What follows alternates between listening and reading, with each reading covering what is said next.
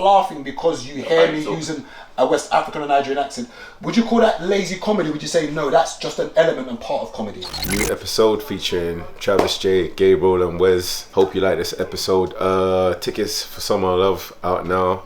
See you guys in a month. Grab that. Tuesday, March 5th, 11 p.m. on BBC Radio 4. And from then, after, if you don't catch that live, it'll be on BBC Sounds. So you'll be able to just tune into like a podcast. And it's a multi-generational black family comedy sitcom. And you know, got Eddie Nestor from Real McCoy, my brother KG from Ted Lasso, Letitia Hector facing the news on there, Maureen Hibbert also from Real McCoy, Kevin J's in there. Like, it's just like, I believe in this project. Do you know what I'm saying? I think, you know what, tune in. Let me know what you think. You cry? Yeah, I did still. Huh? Yeah, I did still.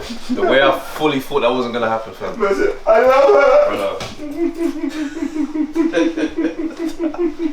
Man, stay glitching like that shit cool. And you're not in cars. Listen, man did the bad man R&B cry though. Yeah, you just cover that shit up, let a couple, you know what I mean? It just caught me off guard, bro. What's that? Crying on the wedding day. Oh, you cried? Yeah. As in like sobbed? It happened, fam. You know what it is, yeah? What do you mean? Listen. Because we used to talk about it, yeah? I used to talk about it with my missus and be like, bro, like, I hope you're not expecting me to cry on the day. Do you know what I mean? I've never cried for something good. Yeah. So for me, I'm like, look, just let me manage your expectations. But, bro, the emotional day is overwhelming, fam. Okay, but what made you cry? I know it's a silly question. The actual moment. Yeah, so obviously, at what point did you actually feel it? You know, you cried before you cried. When did you feel it coming? I felt it when my kids came down the aisle. My son and my daughter, they came down. I saw them, and I started to feel like, rah, high level of emotion. It's rising. Then she came in with her dad. Okay. And it was the sight of he's giving his daughter away to me. Yeah. That weight of like, rah, this is an occasion. This is a moment, and it just hit me. Bow. And what kind of cry was it? Because you know, there's a cry. Yeah, like it wasn't like. Was it like, Nah, it's just one of the ones. It's just like, this captain. You know what I mean? Yeah. And I was like, and I regained composure. I was like, this can't go further than this. You know what I mean? She's standing here now. But like, yeah, it's a real thing, fam. Gabriel, do you think you would ever cry? On the wedding day? Yeah. I like to think I wouldn't, but I think the emotion could become a lot. I'm telling you, man. It could overwhelm, but I like to think I wouldn't cry. I like to think I'd hold it up. Gabriel's gonna cry. He's definitely gonna cry. Was you crying when he was doing the talking as well? No. Oh, so it was that moment, before. And then that was it. It wasn't a speech thing. No. Okay. My makeup. What made you to say to yourself that I actually want to take it this step further from actually, you know, going from a relationship to getting married? So I was reading something. How long were you lot together prior to that as well? So what were we saying? 4 years? Yeah. And when would you say you knew that she was the, I hate using the phrase the one. Yeah, when would you say, for those who don't know, this is Travis J. Okay. Some of you may know him from the comedy circuit. Yeah. I think most might know him now from the Undefeated podcast, which he does with KG. I think, I don't know, who have you known longer, myself or Chiso? Bloody hell, I probably knew Chiso and knew of you, but I actually knew Chiso. Yeah. So I knew of you around at the same time, but I actually knew Chiso to like, someone I could speak to, but you, I was like... When did you get on the circuit? Me, 2009. Yeah, so I know you from the jump. Yeah. And then basketball as well, so I was aware of you. So that's before that, yeah. And you've done a bit of boxing as well, isn't it? Yeah. I think I've seen a YouTube video of you boxing. It's kind of, and the funny thing, the irony when you look at combat sports is that, I'm not saying because you wear glasses. I think somebody would look at you and think this guy's a chump, not knowing that. Man said not because you wear glasses, but you be a chump, fam. Travis would be like, no, but you know there's that. The irony of it is that, the funny thing is that you probably beat me up because I can't. No, the funny thing is that with all the bravado, you probably beat me up. And all you're gonna see is Wes just cut and cables on the floor like this. You know the funny thing, that's why I avoid altercations as much as possible, because somebody might look at you and there's some sort of a stigma of glasses. You look at someone, you think, oh, he's a nerd or unassuming. probably get punched up. Like, because if you can't, Travis gonna if you can't box, run jokes about beating you up. No, but the funny thing is, 2 losses, no, 2 L's. No, the average guy has bravado, but they can't throw hands, and there's a skill to throwing hands, and I might train, but I don't have to throw hands. There's a technique to it, and I'm cracking joke, but it'd probably knock me out. Thanks so much. Fuck up. No, listen, I've seen bare gym man come into the boxing gym and they get humbled, bro. Do you know what I mean? Quick. Humbled, man. Yeah. They realize stamina. Yeah, they got no pace, bro. Like a lot of men watch boxing and think they could just fight. Yeah, it's hilarious, bro. I tell these men, like, if you've never boxed before, just jump up and down for 3 minutes by yourself. Yeah. And then you'll look at these fighters very differently, bro. Yeah. So yeah. Back to how did you? At what point? I hate using the phrase "the one." Yeah. I just wanted to introduce you to everyone knows who you are. Yeah. What made you? Because sometimes women would say that, a guy, he knows from the get-go whether this is gonna be the one. At what point would you say that when you woke up, you're like, I actually miss this girl? You know, the day you wake up one day, you don't really miss it, but you're like, Yeah. When did that happen for you?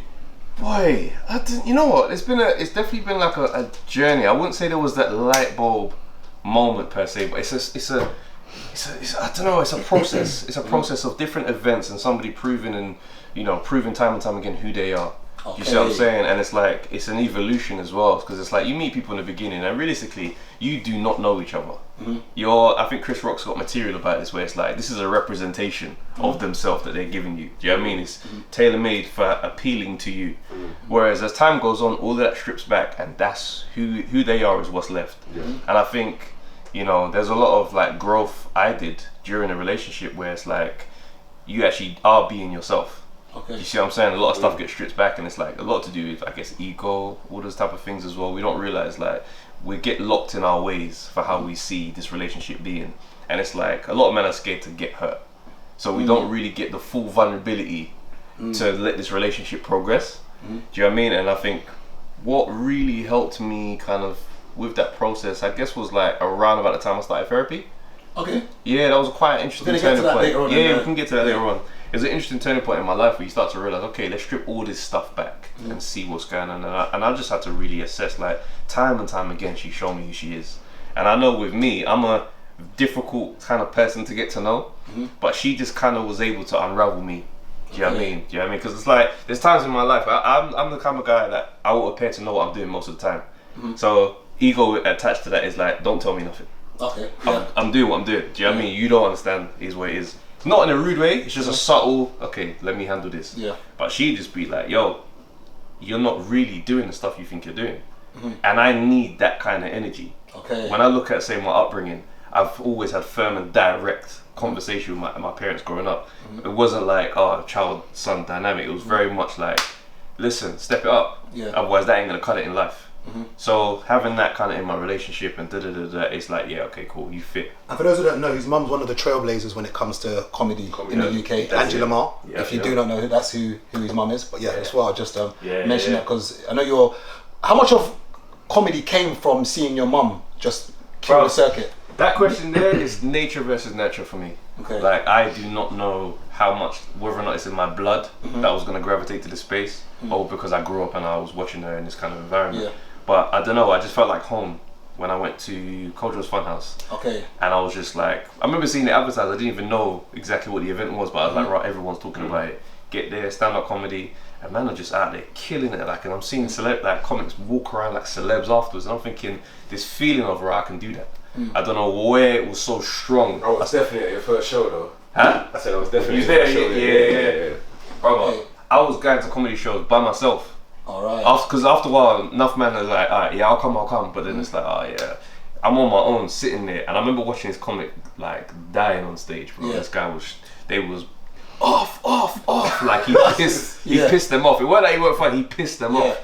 But I remember being on the side of him going, don't let them push you off stage. Don't let them get you out of here. And I was just like, right, I feel like I'm one of them man already before even ever doing it. That's when I was like, okay, I've got to try this thing out. Would you say there is a clear difference between someone who's funny on the internet? Because I think people think if you put a camera in front of your face and you can crack jokes online, that you can have the same thing on stage. What would you say is the difference between someone who can be funny? For instance, some would argue and say that some people will say, I'll do a bit of comedy gear. I say, I can't do it. Like being funny on a phone and then having to do what you do is a whole different. What would you say is the distinction between the two? Because I think you've seen these Instagram comics go on stage and you're like, You know what it is? It's one of the ones where it's like, for starters, there's no second take. When you're in front of people, that joke didn't work, you can't go back and fix it. It's done now. Move. So you get to deal with high stakes all the time. Outside of that, it's just one of those things where it's like, it's just, I used to have a bit of a resistance to the Instagram comedy kind of thing initially, because I'm like a purist when it comes to stand-up. But now I just have an appreciation for it where I'm like, it's a completely different element of comedy. okay. It's a completely different thing. Do you know what I mean? It's like comparing a hip hop artist to a battle rapper guy. Okay. You see what I'm saying? Like, them man, they don't step into each other's arenas because it's a complete different craft. So I don't look at guys and just feel like, yeah, but you can't do that in real life. It's like, so what, bro? Yeah. The shit true. bangs where it is. I just think when those guys assume they can do stand up, that's when I get into a thing where I'm like, go on then. Yeah. Because you will find Very out hard, straight away. But I've got time for these guys who are willing to do it right. Like right now, Jazzy, right? Jazzy's on Zolo. Maybe I'm not. Jazzy, what do you mean? What do you mean? Yeah. Jazzy, yeah. Okay, yeah. He's getting into stand up now. Okay. You see what I'm saying? But he's like, he's not coming in, using all my following, sell out a venue and come out and think I can do it. No, he's doing the clubs. He's building his thing and he's doing it that way. I respect someone who does that because like I do more than one thing. And with every other element of my like craft that I try to attempt, I always go to be a student first. Do you see what I'm saying? When people assume they can just do stand up, I'm like, bro, let me see that then. Come and sit with us, man, and then do what we do because it's freaking hard. I agree. And I tell you, I've seen so many people on this circuit, and I tell you, there's one comic who I don't think I've ever seen have a bad day. Kane Brown. Yeah, he's a monster fan. Have you ever seen him have a bad day? No, it's not. That's one guy I think. I've never seen that brother. I can't think. He's wit, and I think, I don't know. Can you teach that? You see, can you be taught to be a comic? No. Can you teach a comedian? No, you can teach someone the fundamentals, but you have to go out there and learn it. So, like with me and my mom's relationship, right? A lot of people would be like, you know, haters would have assumed that, oh, she's writing his jokes or da da da da. For the first 5 years of my stand-up, my mom was just like, go out there and do it. Do you know what I mean? I'll give you the little, mentorship and that kind of guidance, but you've got to go out there because there's nothing that can teach those instincts other than the actual work. Like, I did a show just last night, right? I won't go into mad detail about it, but one of the acts had somebody from the crowd get up and just move mad. Had a bottle of wine, must be drunk or not all there, splashing wine, throwing a bottle. Bro, it was madness. I'm hosting this night. The crowd has experienced an absolutely crazy experience. I've got to come out in the second half and get this comedy going. And I managed to lift this thing up into an absolute madness, but it's off the cuff. This stuff you can't improvise. There's no material that you have pre-written for this moment. And it's afterwards I get off stage and I'm thinking to myself, that's experience. Do you know what I mean? It's just that moment of knowing. I remember being a comic that was not able to do something like this. And here I am in this moment, and I'm like, this is the years of this craft. Can anyone be a comedian? Like, can Chiso be a comedian? Could you teach Chiso how to be a comedian? I would tell look, anybody. There's basics, because I remember back in the day, I used to see Kojo tell certain people what schools to go to, and you could learn like how he said the setup. But the thing is, then like he said, you still have to practice in the circuit. So you might go do like the small, like back in the day, there used to be like small little comedy spots that used to happen in the weekdays where there might be only like 30, 40 people. Trust me. But that's where you got to test out yourself. So in essence, you're saying then that, not saying anybody can be a comedian, but you're saying technically anybody can be a good comic. The thing is, I won't say there's people that couldn't be a comedian. But if you just have to dedicate yourself to this thing. Do you know what I'm saying? There's nothing I can do to shortcut this journey for you. Do you know what I mean? I can give you the gems and tell you where to go, but you gotta go there. Do you know what I mean? It's like saying to someone you can't play football. You're gonna show up to training week in, week out, and eventually you're gonna improve. But you know the difference between him and let's say like a beginner like now. For instance, he might have written some jokes, you know what I mean, as a pre. But what you tend to see with the more experienced guys, like what you said about last night, is they can adapt to the moment. They don't just follow script, whereas the newbies would follow. That's right. You get what I'm saying? What did we talk? Have we become too sensitive? So what's borderline? So what jokes? Tell me the line you don't cross. Or would you say that it's a free fall? You know what? Where's the borderline? there is a line. Okay, what is but it? it's not a case of where I'm going to say it's this particular set of topics. Give me an example of something you won't joke about. Or you haven't joked about. Something you've joked about before and you have to apologise. Let's do that first. I've never Oh, you've never, so even if the crowd were like, whoa, buddy. Yeah, no, I've never apologised. There's times where I've told jokes that were a bit mad, and this one guy come up to me one time, he goes, bro, it's a testament to your skills. Why I was laughing at that, but he goes, but it's fucked up, bro. And I was just like, sorry you feel that way, fam. Do you know what I mean? But it's like, I can grow past the moment and look back and be like, fuck yeah, I was mad back then. But I'm not going to apologise for it because that's who I was then. Okay. Especially if I'm not that person today. Do you know what I mean? But I know with my intention, I'm never set out to just get somebody out of here in that way. Oh yeah, I was going to ask a question. How do you feel about the game now? Because like a lot of you guys that came like between that 06 to 010 period, like now you lot are finally getting your flowers, and a lot of people, like let's say like the mainstream, like TV, they might think, oh, these guys are new. And I just remember like back in the day seeing you Comedy Club, seeing Mo, seeing Babatunde, seeing Axel, seeing Kane Brown, seeing Ori Styler, flipping hell. Like literally all the man them went through there. Dave Chappelle come through, Chris Rock had been, like everyone had been through the same space. And that's before, like Comedy Club used to have what, like 70 people, 80 people roughly, like on the main, you know what I mean? And to see that all you lot were grafting then, and now fast forward, everyone is doing something. You know what I mean? It's a beautiful time. It's a beautiful time. Do you know what I mean? You're witnessing your brethrens. Everyone's having their moment. You see what I mean? And it's nice to see. Like, this is going to be one of those eras that we're going to look back on and be like, right, this was actually a special era for black comedy. Do you know what I mean? It doesn't necessarily feel like that now because you're currently on the treadmill. But once you get off, we'll say, right, like there was a window before, like when we go back to Rum McCoy and all that kind of stuff. There's a little bit of a gap. There was a gap. You see what I'm saying? Whereas now it's like, it's not a surprise for us to be on TV. So that's why I'm like, I'm proud to be a part of it. Do you know what I mean? But I don't really take too much time to look up and go, right, this is crazy. I'm just staying in my lane right now. What would you say is what's been the highlight of your comedic career? What would you say has been the highlight? Do you know what? I don't really focus on one thing. Okay. Because at one point, when I won the jump off competition, oh my days, that felt like the best thing in the world, fam. Because I grew up watching jump off, and there I was like watching the video. I'm like, right, man, I've got my name in there now. And then like we performed with Chappelle, and Chappelle like he's like, we're doing a video, and I'm like, right, like I just want to do a video to document this. I'm like, bro, like you're my hero. He goes, oh, you are amazing. I was like, I was in the class for a good few years after that. I'm like, right, this is my hero, bro. So that was a good moment. Then I did a sold out Bloomsbury show. And that was like, right, this is the biggest gig that I've headlined. And it just, for me now, I just accept the fact it's gonna keep going. So now I don't hang up on, like I used to really be out here throwing up Throwback Thursday pics. I used to look forward to it, bruv. You know what I mean? Because I'd be like, right, let me just remind people what I've done. And you start realizing that's actually like, it holds you back a bit. Do you know what I mean? Like I'm just not, you know what I mean? Like I think there's a guest part, I can't even remember it, but it's like, something about nostalgia. But anyway, it's one of the ones where I don't focus on the past no more. I keep going. When the story is told, then I'll go back and look at the highlights. And just to go back again, I asked a question about have we become too sensitive. Now, would you say that in the past 5 years you've become a bit more cautious with the jokes that you deliver? Would you say that you're still the same Travis J? Because I think in the past 5 years, I think the culture has shifted a bit on the things that can be said. We're seeing people get cancelled on YouTube for certain jokes they're saying.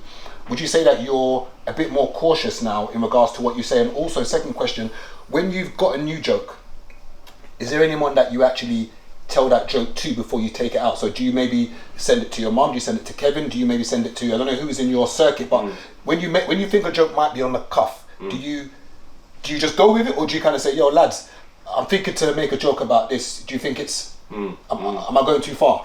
And what is going, and I know you didn't answer it, but what is, there's got to be something which you can tell me which you're not making a joke about. Also, do you test out your material on friends and family first before you push it out there? Alright, so let me start with what is too far. I don't feel like personally I come up against those obstacles often. My style of comedy is very much like so coming out of therapy, right? I decided to strip back everything. So in terms of like, we look at, say, code switching, and it's like an ingrained part of our culture. I reject that now. Okay. Do you see what I'm saying? In any room, like, I'm going there as myself. Like, is what is. I'm a man that's, my business is, I'm self-employed, I do what I do. Any space I'm in having a conversation, I'm in there as me. Okay. So I don't need to change. So that, stripping all that kind of stuff away, I feel like I'm closer to the truth than I've ever been. Okay. In terms of my truth. So when I talk about a subject or whatnot, I come from a genuine place, and I know I'm not a hateful guy. So for me, I don't feel like there's any limits because of the person I know I am. Okay. So for me, like, if I want to talk about a subject, if it's a trans joke, or it's a joke about, you know, gay people or whatever it is, like, I know it's not coming from a hateful place.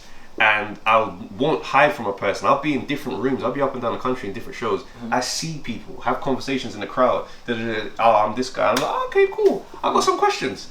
Do you see what I'm saying? And I speak to people. So I don't get on Twitter and shoot and go, how's that going to be reacted by this demographic? I talk to people. I deal with real life. So that's the part where I'm just like, I don't feel these things of the cancel culture. Sometimes the internet will take a moment and do something and go their way with it. But when you're in the comedy clubs and you're in the face with people get up and they speak back. Do you see what I'm saying? So anything I've touched on it with. Because wouldn't you say that most jokes tend to be at the expense of something or someone? Most jokes. Yeah, sometimes. And that's why I always say to myself that it's like, the joke's always funny when it's not on you. And the moment it's something that you've got trauma about or something that triggers you, then it's a joke about you. Like, for instance, I've seen on, there was one guy on Twitter one time when he said he was talking to one lady on an app, and the lady said, oh, how tall are you? And he goes, how much do you weigh? And she took offense. And it's like, oh, like, you're triggered now, like, like, I might be 5'3". You know, like, but it's, do you know what I mean? But I say that hypocrisy, bruv, let that cook, fam. Do you know what I mean? That's your torch to bear. Like, that's just, you know what I mean? That's your cross to carry. Sorry. So for me, I won't be out here sparing people's feelings in terms of, oh, you're gonna feel bad about this truth. Like, this is I'm pointing out something that's legit. I think it's one of the ones where we're in a different space where sometimes the mere mention of a thing is gonna send people spiraling. I know I don't cater to them. So how do you cancel someone you don't support? That's a good question. Do you see what I'm saying? All you can really do is attack people who support me. Yeah, that's a good question. So that's why I'm just like, a lot of this stuff is on the internet. It's not actually in real life. Because for instance, when they got onto Tom Mucci, for instance, a few weeks ago, about his joke about Steve Jobs and Congo. Now, I would say it's insensitive, but we've definitely heard worse jokes than that. And I think it's because it's maybe sensitive to maybe someone who's Congolese, or maybe sensitive to someone who's black or African. But I don't know whether or not, I can't think of, when you mention Dave Chappelle and you say he's one of your heroes. That's right. He doesn't give a damn. I went to his show in Hammersmith, and he jokes about grape, he jokes about everything you can think of. And I think grape is probably one of the most heinous crimes you can think of. And I when he made the joke, I didn't laugh out loud. You can't. I'm not saying I laughed in the spirit. But I'm not saying what I did to the joke when the joke landed. You breathed that water through your nose. I'm not saying what I did. You just have to look on the floor. But but that isn't pushing the boundaries part of comedy, or no? It just depends who you talk to. Do you see what I'm saying? Because like I say, like, that's why I drill down to the thing of like your truth. Because through, if you analyze some of the points he's making on some of the trans jokes, for example, there's some wildly offensive jokes, but then there's a point that he's trying to make in terms of it being still like murdered in white male privilege through all this stuff. Where you see what I'm saying? So it's like you can see that there's a point in there somewhere, but at the same time, when you're ready to shoot, you gotta be ready for what comes back. Yeah, he's ready for what comes back. Do you see what I'm saying? That's his thing. Would you say that he's gone so far now in regards to his career that technically he can't be cancelled? Would you go as far as saying that? He's not cancelling Dave. He's the one who cancelled himself first by walking away from that show. Do you know the Netflix one, wasn't it? No, the Chappelle show. Chappelle show. We're going back. Okay, okay. So straight away, he's classic. Yeah, that's a legendary show. Do you know what I mean? Anyone in our age group, that's an iconic show. And to walk away from that because you're not happy with the terms and conditions of the deal, that's a big statement. Do you know what I'm saying? There's a lot of rumours in terms of what was going to be, smeared on his name in the smear campaign. And it's like, well, bro, like, it is what it is. You know what I mean? And him coming back to the gravity of success that he's had is testament to the fact that you can't stop certain people. Yeah. Do you know what I mean? So that's why Dave has that level of respect. As a comic, I look at him and I'm like, that's integrity living. So when I think about my journey, I'm like, it's not going to be a smooth sail every single step. Do you know what I'm saying? But you've got to have a backbone to stand on business. Otherwise, do something else. Do you know what I mean? That's why, like, now the world, the temperature of the world is hot. Everything very is sensitive. very sensitive. It's tight. And I think now more than ever, you need comics of integrity to be speaking. Do you know what I mean? Because every so often somebody will say, well, what do you stand for? That's important in a comedy journey. Because I'm going to be listening to you for a long time.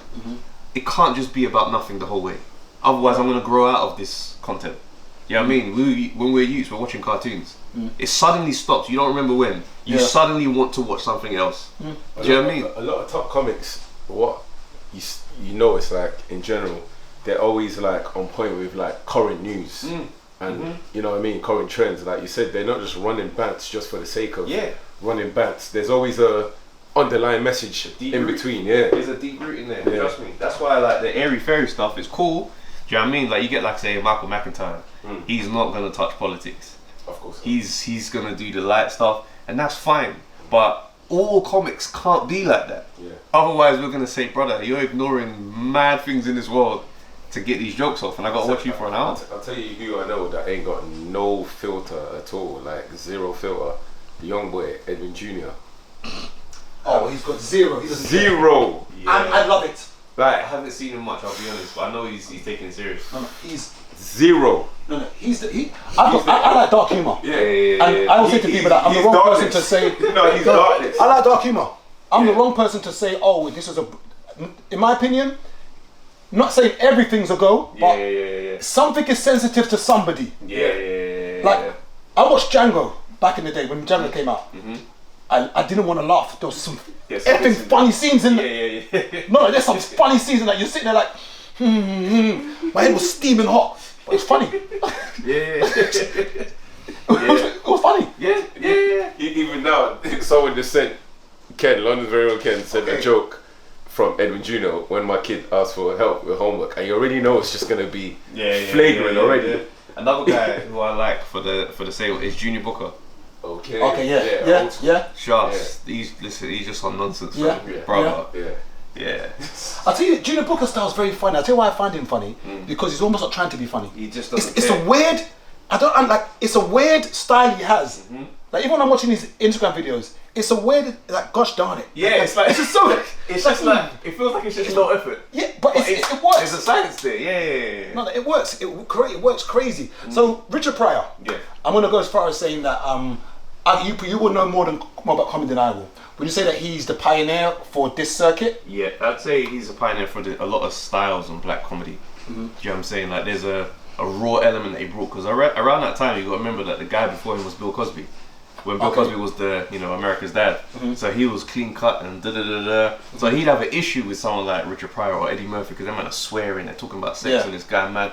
Do you know what I mean? So it's changing of the guards that take place. Whereas I feel like the line of the black circuit that followed was from Richard Pryor. Do you know what I mean? And your Eddie Murphys and your Chris Rocks and your Chappelle's and Bernie. All of that comes down that line. So the clean cut thing, Bill Cosby, and you know what I'm saying. And who would you go as far as saying, if you're going to talk about UK, who would you say is the Richard Pryor of the UK? Who would you say was the front runner, pioneer? Who would you say is? I'm not talking about comedic style, but I'm saying as you know more about comedy, but when I look at comedy in general, I think a lot of our stuff comes from America, then it trickles down to us, and then we take it over. I would say that the first comic I saw doing it was Richard Pryor. I could be wrong, maybe there was some others before him, but I saw him. Who would you say in the comedic scene, putting him on the side, who would you say was the front runner for comedy in our circuit? Well, and then the baton was passed down maybe to somebody. Who would you say was the front runner? It's an interesting one, because again, like the shape of it is, I guess, similar in a way, but it wasn't one person. So like you had Lenny Henry's success was prominent, mainstream, it was out there. But were black comedy fans accessing it in this exact same way as they were the underground? So with the Black Circuit is coming up, you've got a group of guys coming together. Curtis Walker, my mum Angela Marr, Felix Dexter, Jefferson and Whitfield, Miles Crawford, and this is like a wave. There's probably a couple more others I'm just forgetting in a minute. John Simmitt is now taking these guys up and down the country, and the wave is mad because I guess the Black Circuit is kind of formed almost like how black churches are. You know what I mean? We want to do the same thing, but you can't do it with us. So now the Black Circuit is, okay, we're going to do our thing. And it just got mad. It's like how you describe like hip hop when it was first coming out. It just caught fire.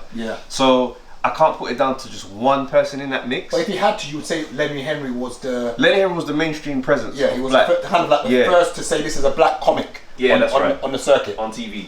You're teaching stuff I didn't even know. All I knew was him being funny on TV. I didn't know he did stand-up comedy. He was stand-up comic. There's actually a video of my mum, I don't know what documentary they were filming, but I'm sitting on her lap and Lenny Henry's on TV, and I'm like, that's Eddie Murphy. And it's all black people. And then Lenny, he cuts to Lenny Henry and he's just like, that's me, child. So it's like, I guess that's a little mention that I've been watching comedy my whole life. But it's that thing of Lenny was on TV, but then there was a Black Circuit that took a while to get to TV. So it's hard to say for the Black Circuit who was who. Do you see what I'm saying? Now I know we've mentioned Black Circuit. Why now? It appears to be that there's a segregation. Like I think when you look at, there is a circuit, unfortunately, where you've got there is clearly a white circuit and there's clearly a black circuit. Would you say this has been done intentionally, or is it just a case of where, so when you do the white circuit, okay, and I hate having to mention, but let's just say a crowd that's predominantly white, I'm going to obviously assume that you tailor your jokes. Okay. Initially, yes. Interesting. But now, there's that thing of, see, when I talk about the truth and the stuff that if I'm changing like my style, I'm not trying to do that. So what I do, I write my material knowing that I want this on a global stage, but I'm not diluting my message. So like that's come about for me on my journey, traveling to other countries and doing stand-up. So I've headlined in Paris. I performed this last year. I was in Scandinavia, like Norway, Denmark, and then I was on this cruise. It was out in Singapore. My whole thing now is if you speak English, I can perform to you. Do you see what I'm saying? So with that level, when I'm writing, I'm writing in a way where if you are from a different demographic, this joke has to allow you to get up to speed in the process. Do you see what I'm saying? And for me, like that's really expanded my writing in such a way where I'm like, I don't ask. I remember back in the day, I'd ask, who's out there? Is it like black people or is it?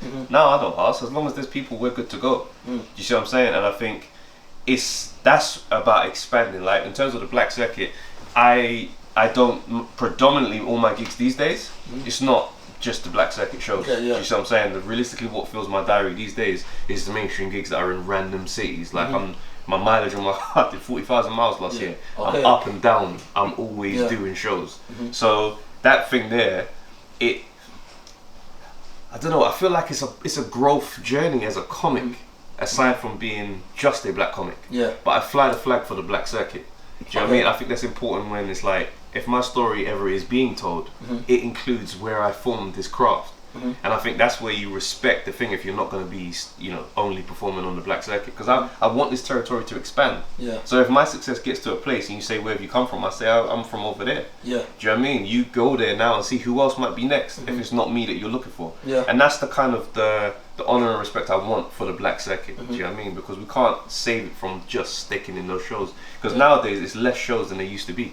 It's true. Because remember back in the day, you used to have like several different Sunday events, and even at one time, remember, we both had our own ones. So games like, used to play. I think it was cool. He had his one. Then I had my one as well. What was your one? I can't even remember. I think you booked him as well. You booked Travis Street. I remember what was even called. Like you, like the first person I thought about, you and Tunde. I was just like, you man were the killers of the talk shows. Man. Girls are asking all kind of questions. Man, it was mad. That's a long time ago. That's like over 13 years. It was mad. It was mad. I think it's interesting though because obviously as I said, you've got many faces to you. You've got the comedy side, I believe she's even mentioned basketball, boxing, and I think you've also diversified into actually writing when it comes to films. And so, what have you done in regards to acting? Acting, yes. What have you done in regards to film? I think I've seen you credit. I think you got a credit for something for writing. Yeah, so I wrote on Spitting Image. Spitting Image, The Return of Spitting Image, and that was a really good experience. So the lead writer on that, Jeff Westbrook, he wrote for Simpsons. Okay. Yeah, so it's like you're running your sketches through him. Do you see what I'm saying? And I had like a couple get through. Do you know what I mean? And it was a good writing experience for me. That was my first credit.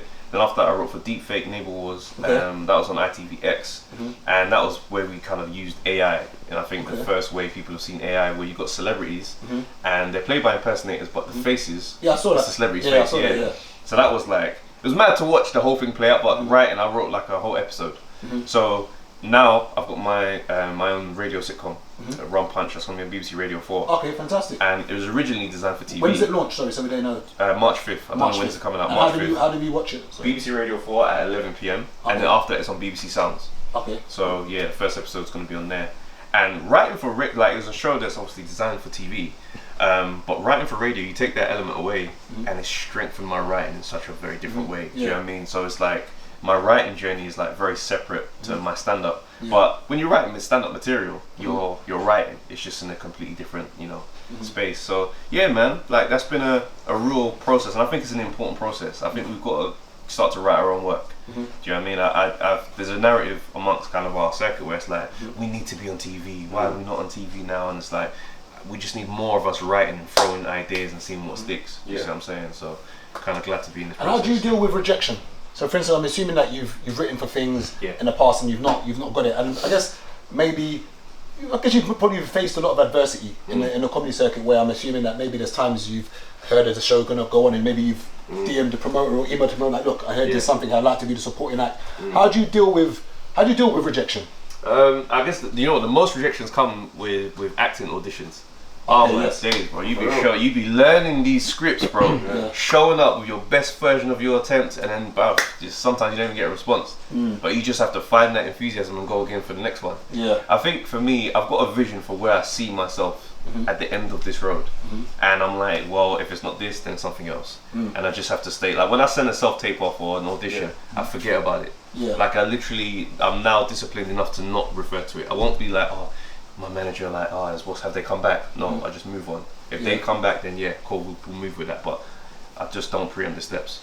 Okay. Do you know what I mean? And I think you've got to do that to protect yourself, bro, because the L's, if you process them as L's, it hurts, bro. Yeah. I remember I had this show, there was like a basketball panel show thing, and the show didn't even get made in the end, but it was one of the ones where it's like, yeah, you're a comic, like you play basketball at a certain point, I thought, right, this is made for me, bro. Yeah, bro, I was excited, fam. Then they were like, yeah, like it might be you, it might be KG as well. And I was like, this is me, fam. Yeah. Then it was just like, yeah, so we're considering other someone else for it, but we may look at you in the future. I was like, okay.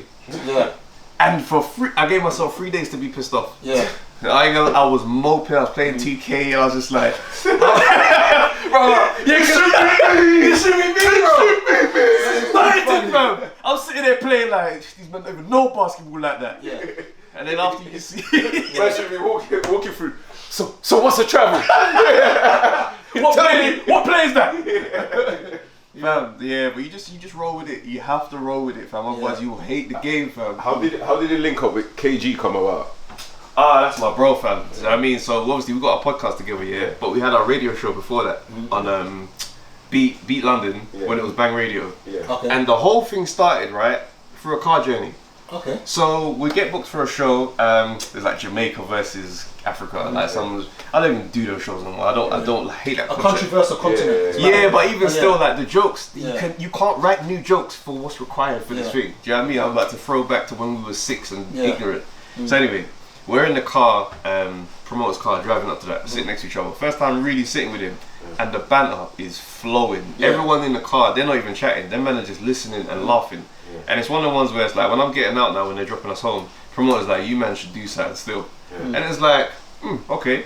I get a phone call, I do a show, my first one-man show actually, and Ivor Etienne, who used to run Choice FM at one point, he's now at Bang Radio, and he's like, yo, I like your material, I think you could do a radio show. I said, yeah, can I do it with someone?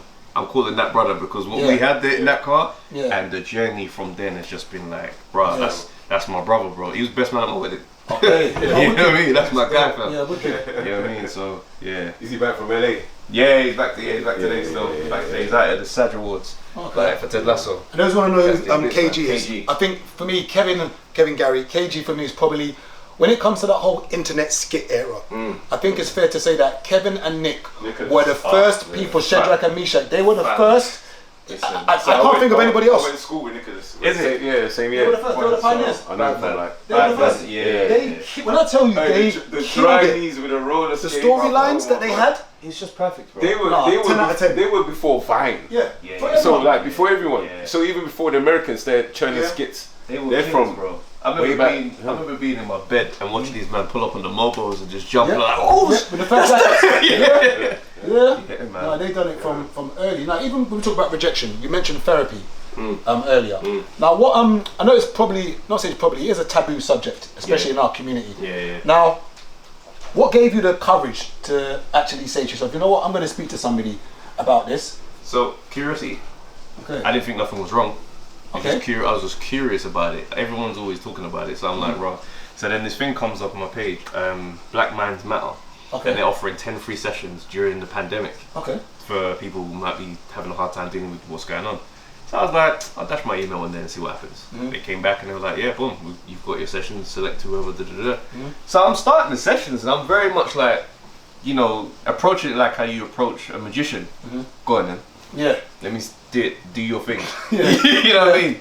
And the convos are going on, and it's like, it's just a conversation. Just a conversation about you, someone who's just curious about you, and you start to open up certain things, and it starts to gradually paint pictures. Because a lot of time we just live life and we don't really recount anything that we've gone through. Whereas I guess this caused me to kind of just evaluate different chapters of your life and just to see why you are the way you are. So it wasn't someone telling me anything. It's just someone asking questions. Well, how did that make you feel? And you're like, I never stopped to think about this. Okay, interesting. And it just helped me form and really see myself is what I'll say. Okay. You see what I'm saying? So when I talk about ego, like, ego is one of those things where it's just like, I believe I should be at a certain place by now. That's it, because I'm the guy. You don't see my thing. That's pure ego talking. Yeah. So rate my thing. Rate my thing, bro. You know what I'm saying? Then the other voice of you says, are you giving 100% Trav? And you can shut that voice off. Come on, bro, you know what? I put in the hours. But it's like, bro, you're not really. And I allowed that other voice to start to be the more dominant one. Yeah. And now my work rate it's a completely different space. Because I'd be the type of person who'd be like, I'm not doing that. Yeah. Do you know what I'm saying? Nah, I leave that for them, man. You start thinking, oh, hold on a second, you're gonna watch them, man, go and do what you're supposed to be doing. So now I'm just like, no. We're gonna get all this work done properly every single time. Do you know what I mean? Are you gonna wear a wig and a dress? Absolutely not. I was gonna get. You've never seen that, bro. If by now you see that journey and you've never seen that, I would have messaged you and said, right, Trav. New year, new you. So we know comics that do that. Yeah, we do. We do. Now, a lot of comics from our scene have done that, and some will say that is the emasculating route. Some will say that you need to go through to finally get to the break the mainstream. barrier. Now, I disagree with that, bro. why haven't you done it? Nah, because you know what it is, yeah? I disagree with that to a degree, specifically on our circuit. Because there's men who have done it for free, for no reason, and ain't done nothing for them. It's not the, you know what I mean, this is the green light. Run this joke, bro, and it's gonna get going. That's not what it is. That's just not where my human's set up. Okay. That's just it. I've never leaned to it and felt like, I'll just be a Find a little silky little wig. yeah, Find let a me get little silky wig. It's time. Girls do this. So girl, it's just never been my thing. Do you know what I mean? My style of comedy, like, I'd probably say I'm a pure storyteller. Do you know what I'm saying? But I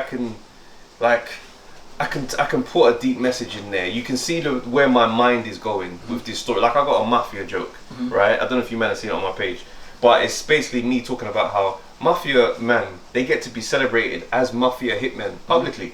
Man will be on a TV show and be introduced as a mafia hitman and talk about the wild shit he's done. But we don't get the man from Peckham back in the day sitting down going, so obviously we done our thing, you know what I'm saying? Stamp these men out, it was a mad time. Bro, you guys straight to jail, bro. They're gonna find a way. So it's like you start to see, bro, how come these men have get it? And I'm pointing out the thing, you do the rest of your own mind. You see what I'm saying? There's a method to the madness, and I think a lot of times when you see like certain things, I'm like, I consider some stuff it's a simple, it's low hanging fruit. I tend to stay away from that type of stuff because I just don't feel like it separates me and my level of expertise. Do you know what I mean? That might be ego analysis, but when you come to see a comedy show, I don't want you to sit and watch and think I could just do all this. You're supposed to see a show that you paid for. So that's what those are the links I kind of. So let's say you're going to a show. Yeah. Okay. It's you and Kevin going to a show. Okay. You then discover that they're paying Kevin £200 more than you for the same set. Do you say anything? And has it ever happened where you've realised or found out that a comic who's doing the same time as you has got a set and he's been paid more than you? Have you ever found that out and said anything about it? No, because comedy doesn't work like that, right? So they'll pay someone for many different reasons, right? There's some shows nowadays, I really come across shows where men are getting paid ad hoc payments. Nowadays, there's comedy clubs, they got their payment structure. You want the spot or you don't, bro. Whereas kind of on the black circuit, there's a lot more that kind of goes into it. Like you hear promoters say, bro, you're not really bringing bums on seats, bro. So I can't even pay you what you're asking for because this brother here, if I book him, I know we're gonna have a full crowd. So they're paying on that type of economics. It's one of the ones that you can't deny that it makes sense to them for how they see comedy. Okay. Whether or not that's healthy for the craft and itself, where should have an ecosystem of new talent coming through, you start to kind of put yourself into a corner where you book these men to guarantee you're going to get a return on your investment. And that's a completely different business model to someone who loves comedy. Do you see what I'm saying? So yeah, I would never hear like, oh, they're saying, oh, you're doing 20, Richard Black was doing 20, and back in those days, Richard Black was getting X, and I'm just like, but we're both doing 20. It doesn't work like that. And that's why I find it interesting when we talk about things like pay, when it comes to certain things. And I always say that, as you mentioned, bums on seats is very important. And when people allude to the fact that, I watched something the other day about, they were talking about women's football. For instance, they were saying that, I think it was the women's England football team, they got paid less than the men's football team. And I was like, okay, who's bringing more people into the stadium? So when we're going to talk about pay, for instance, let's say Richard Blackwood, for instance, if you can bring 500 people to sit down, and let's say you can bring 300, surely it's justified that they pay Richard a bit more than they pay you. But you're saying you wouldn't feel a way if you discovered that somebody on the same bill as you doing 20 minutes just like you was getting paid more than you. Understand that? Yeah, because some of the stuff is just like, I'm not going to rubbish people's experience of being underpaid, but I know certain situations is, what conversation did you have with my man? Because sometimes these men will phone you up and they'll be like, oh, how much are you going to charge me for X? And you said your number, and he's going, alright, cool. And sometimes he's been very easy with saying yes, you think, fuck, more. Repeat that again, because you see what you just mentioned. For me, that is the whole thing with life. What you just mentioned. Just mention that again. Yeah. Just man will phone you up and be like, bruv, how much are you gonna charge me for a 20? And you go, right, like 350. No worries, my bro. Straight away you're like, should I put 2 more on that? But and then they ring you and you say 550. Don't complain. You got to charge. Don't now come and say, oh, you paid Travis 550. You just said you wanted 350. Yeah. And I paid you for that. Yeah. The difference comes is when you say to me, I've only got 400 and that's it. And I say no. You phone my brethren and he goes, listen, I want 6. Alright, no worries, big man. Then you'd be like, okay. So what did you see in my man? And you'll do that. You'll do that comparison to be clear. But if you do that and you see there's a difference between you, like the levels that you man are at, is what it is. Because whilst you're saying the 20 minutes is a different level of 20 minutes. My 20 and your 20 is not the same. Yeah. Do you see what I'm saying? And that's what I found interesting is that I booked a comic back in the day when I used to do events, and I overheard a conversation this comic was having in regards to the white circuit and the black circuit, and he told me that, so basically, cut long story short, the white circuit when he's being booked in there, he gets underpaid, well, not underpaid, but he gets paid so much less in the white circuit, but then I'm gonna use the word overcharge. Is it right to use the word overcharges? If someone's happy to always get paid 150 for a 20-minute set in the white circuit and never complains, but then I overheard that conversation, and then I want to book him, and I'm like, I then allude to the fact that, bro, I heard you, but for you it's 350. Yeah, because it's the black circuit. And is it fair to say though that generally speaking, you get paid? Obviously, I'm generalizing, but is it fair to say that generally speaking, there is a system in the white circuit that this is what you're getting paid? There is no hierarchy in a sense. There's leeway for negotiation in any space. You know what I'm saying? Or would you say you generally get paid more? Would you say you generally charge more or ask for more in the black circuit to the white circuit? Generally. Because I've heard more than one conversation where you don't get paid that much in the white circuit. No, I do hear that, and then the reason why I guess the trade-off happens is the volume of gigs that will be offered. Because if someone can say to you, I can give you £200 15 times, versus someone who's saying like £200, bro, and this person may never do another show again. Yeah. But I know if I finesse this convo a certain way, he's gonna pay me more. Then it's like certain times you start thinking good business isn't always ethical. Okay. Do you see what I'm saying? Like we could, like when after we were coming out of lockdown, I remember there was like a lot of comedy clubs on the mainstream circuit that were getting grants and you know kind of sustainability funds and all this type of stuff to kind of get their stuff back on their feet.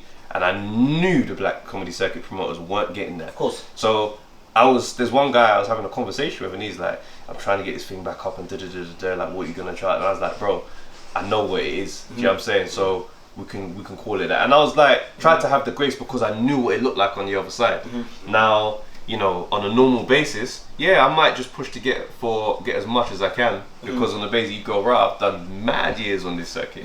I've done a whole different, like, you know who I am. Yeah. Do you know what I mean? So it comes down to who you deal with. Do you know what I'm saying? Do comics generally charge each other? So let's say, for instance, let's say you've got your circuit. That'd be different. Let's look at your immediate circle of comedic friends. Yeah. So not the wider circuit, but like your immediate comedy friend circuit.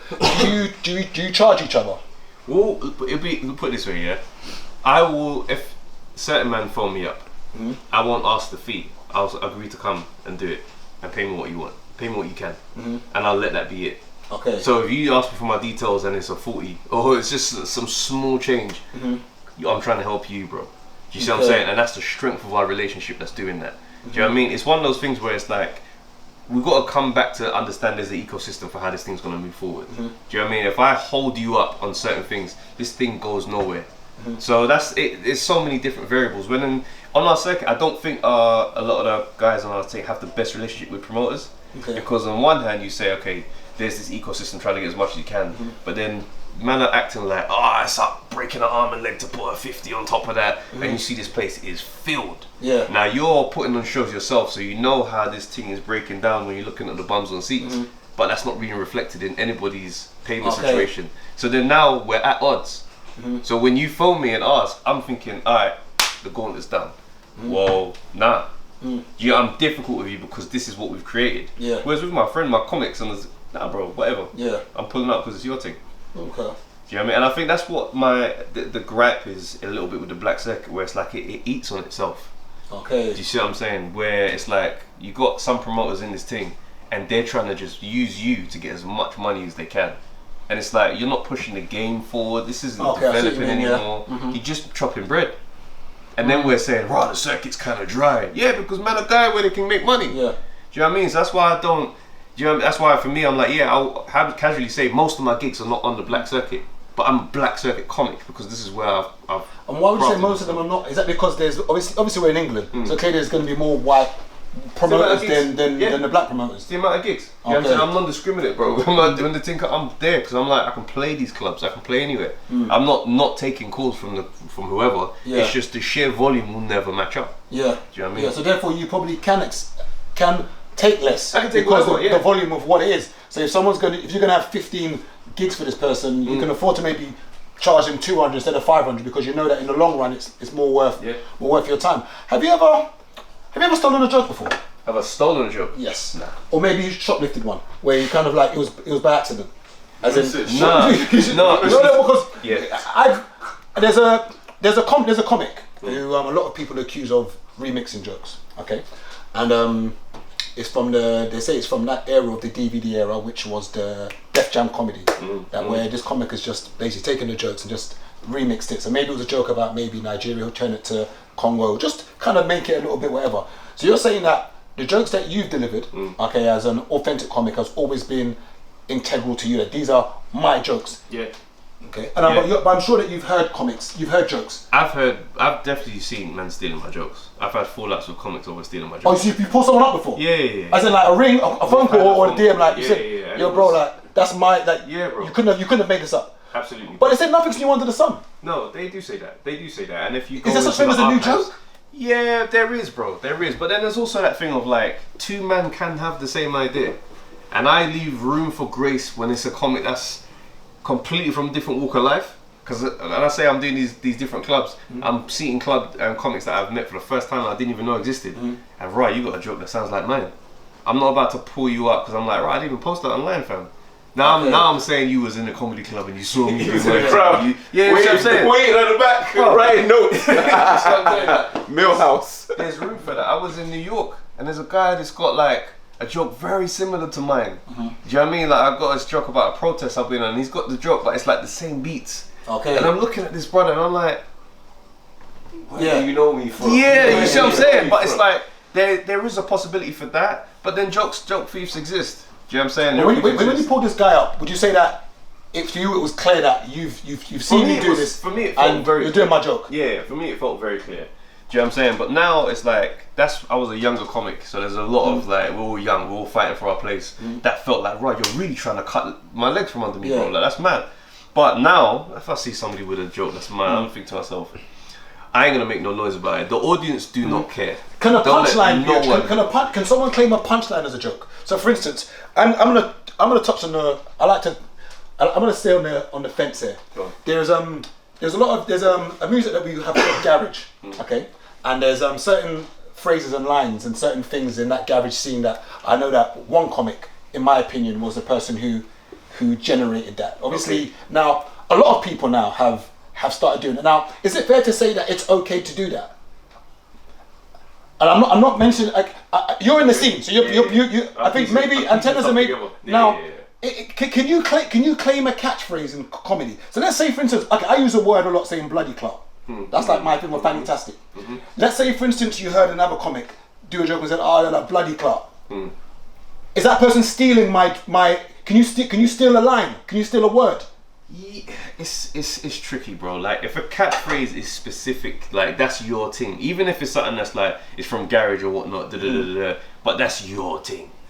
It's everybody knows you do that, and suddenly this person is doing knowing that it's yours. You can look at them a bit funny, but at the same time, you can't stick it on them in the same way. If I tell a joke about, I mentioned my mafia joke. If your joke is the same shape, same beat, then I say, brother, okay, you're taking the skeleton. Let's say I do a mafia joke. So let's say Travis J was the first to do a mafia joke. Okay. I do my own mafia joke, but it's a mafia joke, and it's like, but no, that's not that. That it's completely different to my joke though. It's just a mafia reference. No, it's a mafia joke. So let's say it's got the same it's got the same clothing, but I've made it go in a different direction. But it's a mafia joke where you're listening to it, you're like, okay, he's put a twist in it. Cool, but I can still sense that the jollof is Nigerian, but it's can I take your joke and remix it? That's what I'm trying to say now. Can I remix your joke? No. Well, this is the thing. What comics tend to do is they won't. It's rare that a comic will take your joke verbatim, like for like. Those situations where a video side by side will get you out of it. But it's one of those ones where what comics will do is take a premise. They'll take the heart of this joke, get to it in a different way. But you see the main punchline is from that joke. Yes. That's what most guys will do. And is that robbery? I would say that's joke stealing. Because you've taken that joke doesn't exist without my joke. You understand? However you dress this thing up, you change the names, you change the culture, you change the that's the joke. The joke is this happens because that happens. Okay, so let's say for instance let's say this is because I'm touching on very let's say for instance I say I went to Nigeria. I saw a girl called Funke, and when I saw the girl called Funke, X, Y, and Z happened. I then said I went to Ghana. I saw a girl called Amma, and so I changed all this. Instead of using the word fufu, I use gram rice. Instead of maybe using jerk chicken, I use suya. So basically, I change all the elements of it, but the journey is basically the same. Yeah. Is that robbery? You stole the joke, bro. You've dressed it up differently. Okay. You see what I'm saying? That's literally what that is. When you've taken the premise, this joke structure, you've taken that and just put different names and different arms and legs on it. It's the same thing. Yeah, so you know what I'm saying? That's why using Grammarly at uni. Yeah, exactly. Like put this in a different way. Yeah. But it's one of the ones where it's like those are not fights I'm willing to fight for. Those are not battles I'm willing to have. All I will try and do is make my jokes very unique to me, to the point where people hear this and go, "This feels like a Travis J joke." And that's the standard I want to set. Yeah. Because I can't keep chasing comics up and down the place to be on some. But that sounded like my thing. That's for me. That's kind of like I don't have an issue with comics who do that. But it's that unwritten thing of like the audience don't care, bro. You're just gonna lose. However this goes to the public perception, you can't win this debate.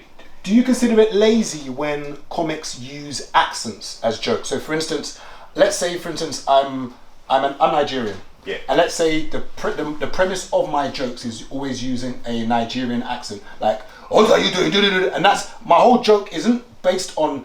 There is humor in it, but my main thing is you start laughing because you hear me using a West African or Nigerian accent.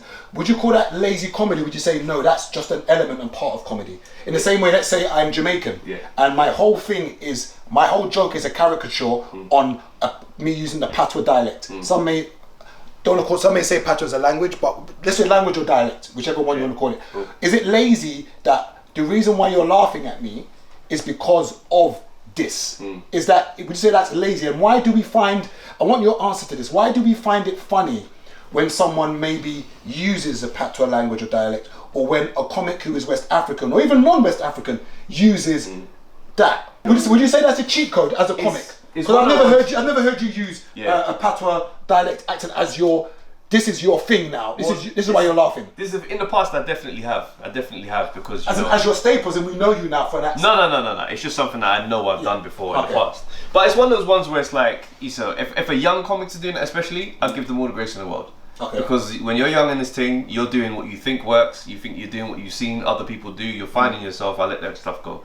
For me, I feel like comics who have more skill to do better doing that, I'd say But then also on a deeper level, I don't like making people laugh at culture.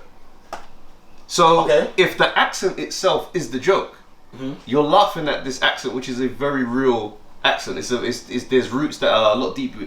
I'm not moving anything forward by making you laugh at this. Do you see what I'm saying? So I feel like I have a responsibility that I take on myself, and this is not something that I say every comic needs to have. I'm not going to chastise you because you do jokes about accents, but I will say, for me, I won't want to because if I'm in front of all these different audiences and the version of Jamaican that you get is this caricature I've sold you and we're laughing at it, I don't like how that feels in that space. Do you see what I'm saying? So for me, I won't make that be the punchline. But this character's Jamaican. Yeah. He's saying something that's funny.